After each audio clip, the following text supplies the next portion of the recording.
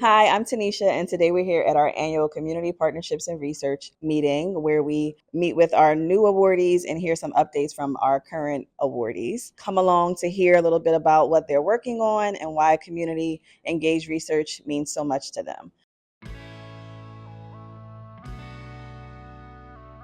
The partnerships that are developed here that we see in this meeting are so energizing and create such a richness to the work, a level of innovation that we don't often come across.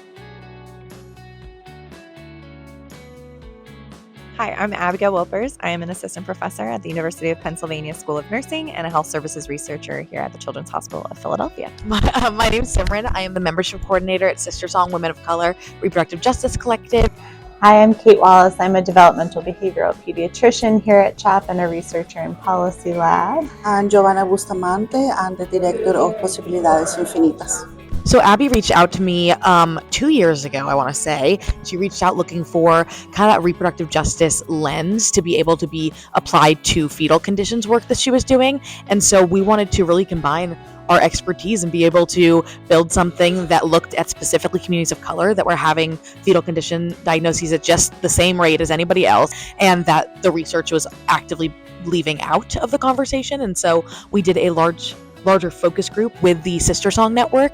We partnered, we're about to start our second year of this project together, and we connected probably almost 2 years ago or so about understanding the needs of Spanish-speaking populations who are affected by autism. And this has been long an underserved community, and we don't always appreciate all their needs and the barriers to care that they face, and also the strengths and resilience that they bring to their experience.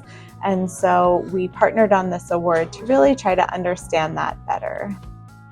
Being here today means you're committed to doing things differently. This is not the typical way of doing business. So I think to be here as someone who's invested in this work is to be in a community of other people with shared value. I guess I was never sure exactly how to break in. Always wanted to be more community engaged, community partnered in my work, but wasn't sure how to start that. And this grant mechanism has really opened the door to that.